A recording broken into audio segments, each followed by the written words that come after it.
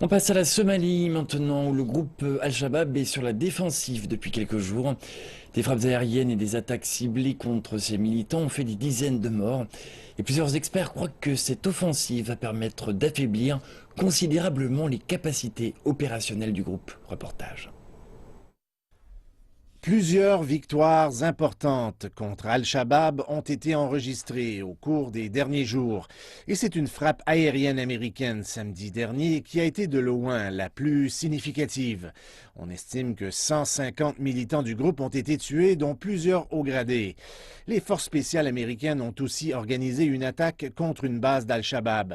Les autorités somaliennes ont confirmé que 20 combattants du groupe ont été tués, même si Al-Shabaab prétend avoir pu repousser les attaques américaines. Ces récentes opérations contre Al-Shabaab ont un but très clair, c'est pour venger les attaques contre les casques bleus. Les services de renseignement devaient réagir immédiatement. Les militants qui ont été tués samedi à Razo planifiaient une opération de grande envergure contre des intérêts américains et les forces de l'Union africaine.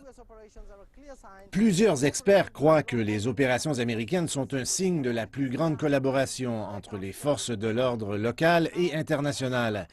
Les autorités, ici à Mogadiscio, ont été saluées pour leur lutte antiterroriste. Et les experts demandent encore plus de frappes aériennes. La question est de savoir si ces frappes aériennes vont se poursuivre. Si c'est le cas, cela va changer le portrait de la guerre contre Al-Shabaab.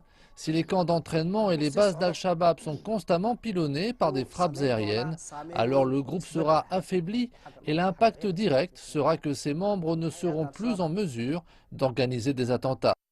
La mission de l'Union africaine en Somalie n'avait jamais bénéficié d'un soutien aérien.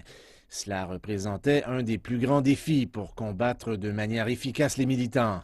Et pendant que les attaques suicides d'Al-Shabaab demeurent fréquentes ici, la population espère que cette collaboration internationale va mettre un terme aux activités du groupe une fois pour toutes.